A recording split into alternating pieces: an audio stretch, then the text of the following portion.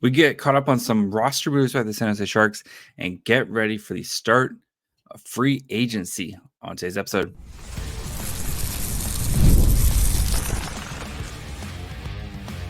You're Locked On Sharks, your daily podcast on the San Jose Sharks, part of the Locked On Podcast Network, your team every day.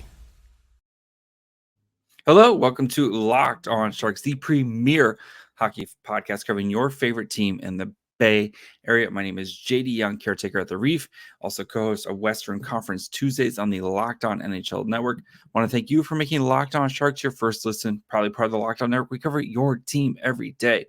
If you want to be an everydayer, all you have to do is just follow along wherever you get podcasts. And of course, you can watch on YouTube as well. And we are back from Vegas. We get to now quickly shift our attention to free agency as free agency starts at 9 a.m. Pacific time on Monday morning. So get rest up, Sharks fans, because we're going to be right back on the grind on Monday morning.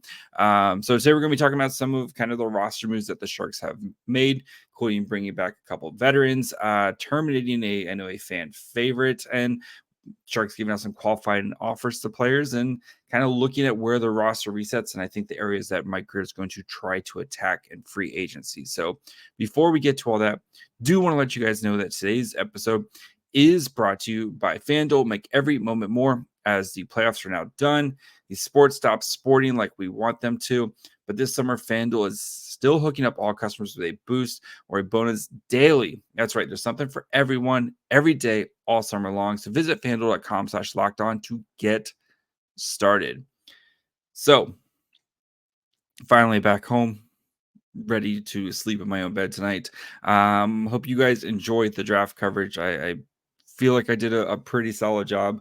Had a blast doing it, but we'll have more this week, especially with we got dev camp. I'll be at the dev camp game, so we'll get more on kind of the players and all that fun stuff. So make sure you guys are following along for that. But we got to start with a couple signings the Sharks made. So the Sharks, of course, will start with the big $1 wise, and that is Luke Kunin, who was brought back on a one-year deal at $2.75 million. RIP the Luke Kunin for 1 year at $10 million to get to the cap floor. So Kunin, I mean, on this podcast, I've kind of, had made my thoughts on Luke Kunin. But, he seems like a Mike Grier type of player. They want to add some more depth and especially to the bottom six. And Kunin, I think, hopefully not having to play second line center minutes this season, will probably fit more into that role. Especially we'll get to the kind of the roster breakdown, but I think though this was a good deal. It's actually below his qualifying offer, which was $3 million. So saved a little bit of money, but I also think this sets up for Kunin to be a trade asset this upcoming season for the Sharks. There was talk of maybe doing a longer deal. Kunin will be in UFA after this season, so he'll be able to sign wherever he wants to. If he wants to come back to the Sharks, they can do that, but I assume Kunin will probably look for greener pastures. But this does set up for Luke Kunin to be a potential trade piece for the Sharks going into the trade deadline, as the Sharks are probably still going to be looking to move assets, especially because their draft capital next year, spoiler, not that great right now. I know the Sharks do have 2 first-round picks. They have a second-round pick, and then they have a 4th and a 7th owned by the Devils. So the Sharks definitely will need to look to restock the draft capital, and that'll be something that they'll work on throughout the season. Like, don't worry about it now, but just want to let you kind of something to think about. But I do think Kunin will be a attractive trade piece for teams looking to add some kind of a little bit of scoring touch at the bottom six and defensive. We know what Kunin does. So another move, of course, the Sharks re-signed Justin Bailey. Bailey's a great story. Kind of was, playing in the AHL last couple seasons. Invited to the Sharks as a PTO, earned his NHL contract. Started the season with the Barracuda and came up to the Sharks and basically stayed up the rest of the year. So he was signed to a 1-year deal. I've seen 775. I've seen 800. Doesn't really matter. 800,000, but we'll just go with $800,000 deal. It's a 2-way deal. So just as a friendly reminder, 2-way deal does not mean he is waivers exempt. Justin Bailey will still need to pass through waivers. Basically, just kind of goes with how much he gets paid if he's in the AHL. He gets paid more during the AHL, so it's kind of a contract negotiation thing for him. So with Bailey, though, I think the hope is he can spend the more of the season in the AHL, where he had he was, oddly enough, even as a PTO, he was one of the better Sharks veterans, and I think the Barracuda really missed his scoring touch this season. So hope for him is he can, I'm sure he'll be one of the guys that we talk about as the roster battle guys going into the summer. But if he, assuming he clears waivers, being kind of a one of the top 6 for the Barracuda, especially with Bstead and Cardwell and some of the other guys that they're going to have, I think Bailey is going to have a strong season with the Barracuda. And then if the Sharks need him to come up and kind of pitch in here once in a while, really solid signing, I think, to bring him back, because I think, especially again for a guy who hadn't scored in the NHL in several years, kind of had a really, really kind of nice kind of bounce back, nice campaign for the Sharks. It was a big contributor for them. So, but that bottom 6 is going to be very, very competitive. That's going to be one of the things we're going to track this summer is how do the Sharks kind of sift through this bottom 6 here. So, and then of course, Nikolai Knyzhov had his contract terminated, so he was put on waivers on Saturday with the potential of a buyout. If the Sharks had bought him out, there would have been a really minimal cap hit this year and then a little bit bigger one next year. But apparently he just agreed to a termination, so the Sharks are actually off the hook for any cap casualties for Knyzhov. So little bit interesting there. So yeah, he would have had a $316,000 cap hit this year and a basically under 500,000 or a $500,000 cap hit next season. But since he agreed to a termination, he is off the books. He will be, best of luck to him. One of those guys where you're probably, very much a what if he doesn't lose basically 2 years of his career because of injuries and dealing with infections and stuff. Good of the Sharks to kind of give him that, contract that, as a good job, we believe in you type of support. But hopefully he's able to latch on another team. If not, I could see him, maybe heading to Europe or heading to Russia to go play there as well. But, it's definitely stinks that he wasn't able to kind of refine, what we saw from him as a rookie season, where it looked like he had a potential to really kind of carve out a bottom pairing type of role for the Sharks, and quickly earned himself as a fan favorite, and especially there's that image of him getting into a fight, and it's like in a black and white photo, and it's just like blood all over his shield and just kind of coming off the ice. That's just this image of him I'll kind of never forget of him during that weird bubble season. But yeah, best of luck to Knyzhov. I think for both, they were probably just looking for, Sharks kind of get off a contract here.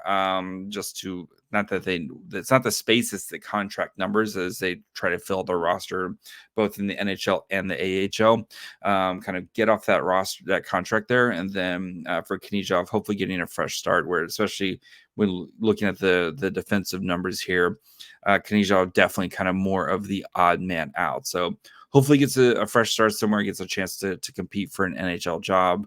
But I think it was kind of, the writing was definitely on the wall, especially after last year when he was the first guy to kind of be waived and sent down to the Barracuda, and really didn't get a chance to earn his spot back in the NHL next year. So we'll look at some of the qualified players and players who the Sharks let to go to free agency here in just 1 second.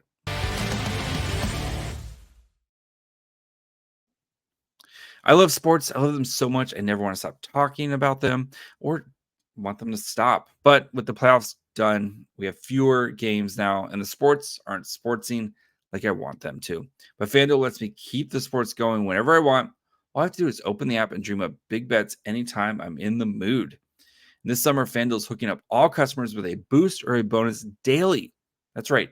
There's something for everyone every day, all summer long. So head over to FanDuel.com/lockedon and start making the most out of your summer. FanDuel, official sports partner of Major League Baseball. All right. As we continue to kind of dig into the news and notes, the Sharks had issued qualifying offers. So as a quick kind of rundown and reminder, so qualifying offers for RFAs, so restricted free agents, basically they give these guys offers that say we're going to kind of negotiate with you and to make sure we get you a contract here. A lot of times the offers are pretty much set in stone. Some guys, though, kind of can earn arbitration rights. So guys like Henry Thrun, Thomas Bordeleau, those guys are basically like, here's the number. This is what you're going to get. So like for Thomas Bordeleau, his qualifying offer is going to be $874,125. That's going to be his qualifying offer. For Henry Thrun, his is actually going to be the same thing. So for both those guys, we'll just round up to $900,000 for each of those. Title injury, Carl Grundstrom, Ty Emberson, who else was on the list? Brandon Coe, and Egor Afanasyev. These guys have all kind of, since they've played enough games, they can actually have arbitration. Basically, Sharks will give them a number. They'll say a number. If they don't agree, they can actually take it to a judge, or not a judge, but they'll kind of take it into, I guess it is a judge, and they'll kind of decide, okay, how much is it going to get the contract actually be? Usually these type of things get kind of figured out beforehand. So, but I think the bigger news out of this is the guys who did not get qualifying offers. So Calen Addison, Jacob Peterson, Jack Studnicka, and Filip Zadina were not issued qualifying offers and are now going to be unrestricted free agents. So they're free to sign with anybody as free agency starts. So we'll just go alphabetically through these guys by last name. Addison, we all knew. Mike Grier said we don't expect. Jacob Peterson, I think he did not have the season we hoped for him, especially after what we saw when the Sharks traded for him. Didn't get much time in the NHL and didn't really have the season you would kind of hope, where you would earn top 6 minutes on the Barracuda. So I could definitely see that, especially with kind of the influx of talent coming to the Barracuda. I think definitely a numbers game, and the Sharks will probably want to try to be aggressive this season to sign some potential veteran type of guys to help the Barracuda out. Jack Studnicka, yeah, I think Mike Grier had also said we weren't going to bring him back. I know the Sharks gave up a 4th round pick for him, and he didn't really do too much. But you have to also remember the Sharks had like no centers at the time, and a 4th round pick is kind of the cost of doing business for a NHL AHL type of tweener that Jack Studnicka is. And I mean, you look at the title injury trade was also a 4th round pick. That's kind of the cost of business for those types of trades. Didn't really establish himself and is going to become a free agent. I think the Filip Zadina one's the most interesting, of course. Zadina, who kind of had his contract terminated with the Red Wings, came to San Jose, kind of bet on himself. And I think he's kind of stuck between a rock and a hard place with the Sharks roster, because I think he's a little bit too good. Or I don't know. He doesn't really fit a bottom six type of role that he played a lot this season, but he's just not a top six guy for, especially for the Sharks. And I think with the additions of Will Smith and Macklin Celebrini on San Jose this year, you're going to, like, he just really doesn't have a spot in San Jose. And I think both teams, both parties here tried to give him, give an opportunity. And, I think he played well for the Sharks this season, kind of had one of his healthier season, was productive, but maybe get a chance somewhere else so he can, kind of see if he can figure something out. So, but back to the guys who are expected to be here. I think all these guys, Afanasyev, Bordeleau, Dellandrea, Emberson, Grundstrom, Thrun. Will be an AHL type of guy, and I think giving him another year. The rest of these guys are all going to be fighting for a playoff or for roster spots. Afanasyev is in kind of the Afanasyev, Dellandrea, Grundstrom. Like, those are three guys who are all kind of fighting for the same role here. Emberson, I think, is a bit safer, but depending on what the Sharks do going into free agency. But Thrun's gonna have some competition. He need to have a strong summer and a strong camp to kind of make us a spot. And Bordeleau, I think, is gonna, out of those guys, is one of the guys who needs to have a monster summer, because almost like Filip Zadina, where he needs to be playing with skilled guys, but is he skilled enough, or can he do enough to play with the top six type of players? So I'm totally fine with bringing all these guys back. I kind of wonder, especially with the Grundstrom trade, where the Sharks would kind of fit, especially with Dellandrea and Gaudreau and Afanasyev, and like all these guys are kind of in the same tier or same vein of type of players, where everyone's going to kind of fill in. But I think, though, with giving up, letting Filip Zadina go to free agency, I think these guys have maybe a better fit in the projected role for what Brian Warsofsky and Mike Grier are kind of looking to put together here. So, also just keep in mind, the Sharks can also kind of be like, never mind, and renounce their qualifying offers on these guys if maybe they feel like they're not going to kind of get the role they want and they want to kind of go do something else. The Sharks can also renounce their qualifying offers. Another thing to keep in mind, just in case, I don't expect this to happen, but just to kind of keep in mind, if any of these players go to arbitration, which is kind of going to before a judge, or I just call him a judge, but I don't know what it is, before a third party where they kind of haggle over the contract and each kind of makes their case of what, if any of them go to arbitration, a second buyout window does open up. Not that I think the Sharks are going to use a buyout for any of, but just something to keep. Sometimes teams will do that, where they'll have a guy kind of purposely go to arbitration just to open up a second buyout. Famously, the Penguins kind of did this last year, where they had, I don't remember the player, but they had a player go to arbitration, and then Mikael Granlund was looked to be as a potential buyout in that second buyout window. Of course, he was then immediately traded to the Sharks as part of the Erik Karlsson trade. But just something to keep in mind, as a second buyout does open up if there is an arbitration case. So, and it's right after the arbitration. They kind of have a big calendar, and everybody, they'll pencil them in and say, okay, yours is, August 3rd at 11 a.m. And then after that, that's when the arbitration window kind of opens up. So, We'll next kind of do a roster reset, as we've had a lot of moving pieces here, kind of see what the Sharks have, see where they're at with their cap, how much they need to spend just to get to the floor, and kind of what I expect Mike Grier to do in free agency. So we'll get to that here in just 1 minute.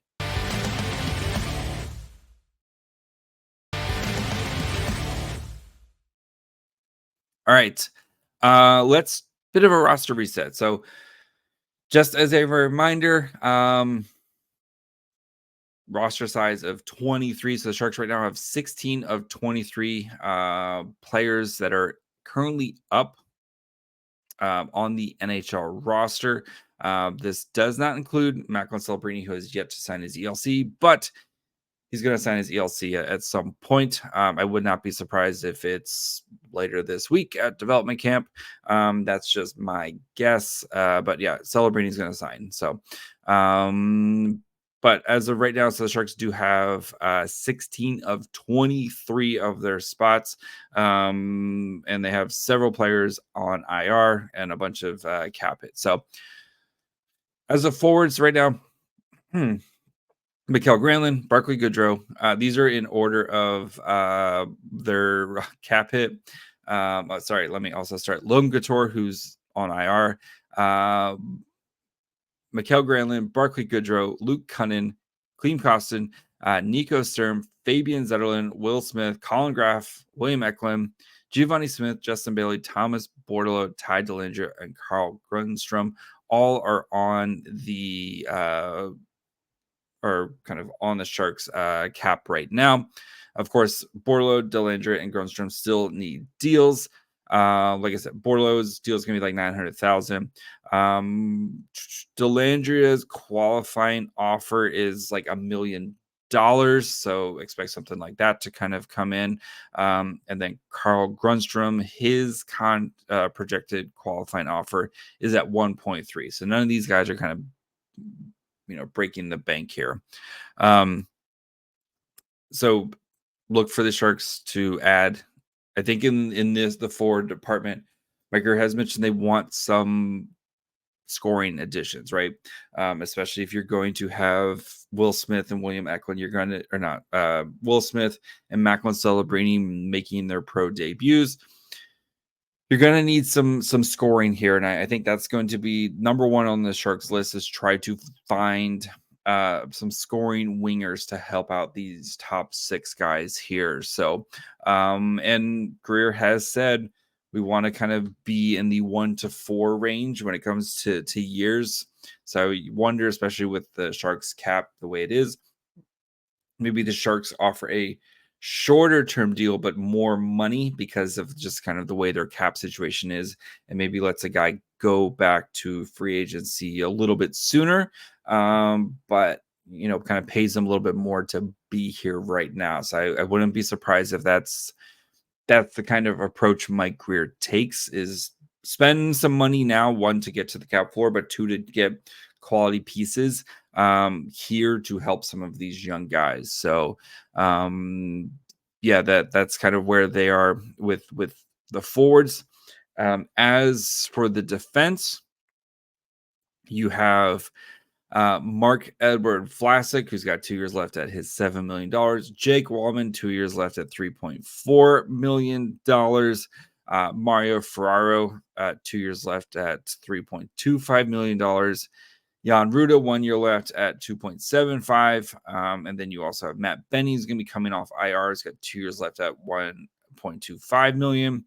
And then Ty Emberson and Henry Thrun. Both those guys, again, their qualifying offers are Ty Emberson's qualifying offer is at $813,000. So basically, $8 vetmin, kind of a minimum deal right there for him. Same thing for Henry Thrun. His qualifying offer is going to be $874,000. So none of these guys are going to break the bank. So that kind of puts you at 1, 2, 3, 4, 5, 6, 7 defensemen. Henry Thrun is still waivers exempt. So with two righties in Emberson and Benny and everybody else on the left-handed guys, I would expect expect the Sharks to try to find another kind of puck-moving defenseman.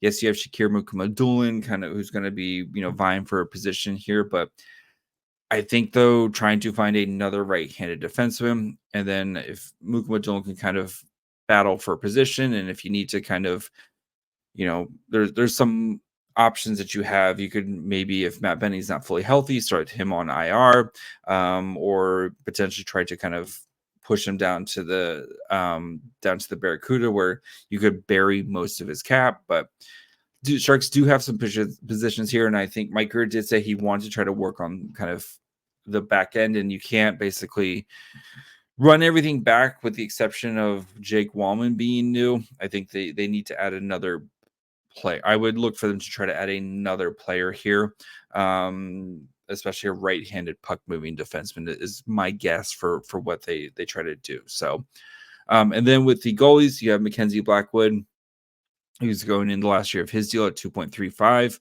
million, and Vitek Vanacek, who's got 1 year at $3.4. Of course, Vanacek finished last year on IR, says yet to make his Sharks debut after being traded from the Devils. It's kind of crazy how the Sharks just acquiring former Devils goalies. I'm curious to see if the Sharks look to add a veteran goalie in the Aaron Dell slot, basically the play on the CUDA. If one of our guys, both these guys who have known to have injury histories, goes down, you can call him up an emergency recall and have him kind of back up or play the occasional game.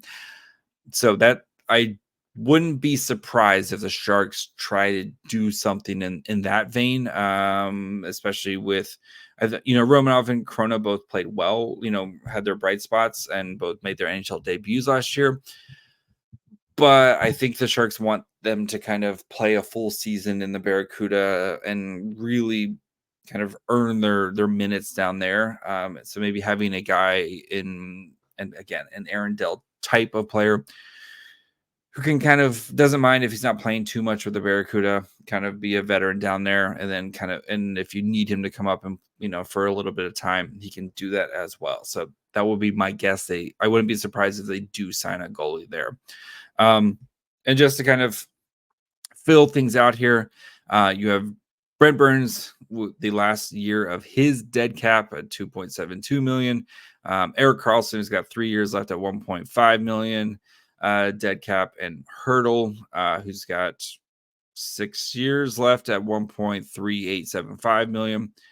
And then the Martin Jones buyout. We're starting the final 3 years of the Martin Jones buyout at the $1.6666 whatever million. Yeah.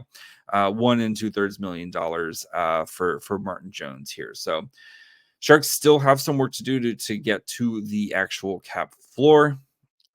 With they're projected from Cap Friendly, little under $5 million just to get to the cap floor here. So, I expect Mike Grier to kind of sign a scoring winger who can help. Whether that's don't be surprised if you see like a $4, $5, $6 million kind of contract there. One, help to get to the cap floor, but two, you do have to pay for quality. I don't think he's gonna be big game hunting, but I do think he's going to try to, again, you're trying to find some pieces here to help your Celebrinis, help your Smiths, help your Eklunds. That way you're not kind of just running things back and expecting the same type of different results even with the same people. So I'm checking right now to make sure there's no other NHL news at the moment, but it doesn't seem like it as I'm recording it 7 o'clock Sunday night. So that's going to be it. We'll be back tomorrow with the recap of all the first day news and reactions to free agency. Get to know the newest San Jose Sharks. We'll have plenty of coverage during the day. So make sure you follow along wherever you get podcasts. And of course, you want to watch on YouTube as well. Follow the show on Twitter, Facebook, and Instagram at Locked On Sharks. Follow me on Twitter at MyFryhole. Until tomorrow. Bye, friends.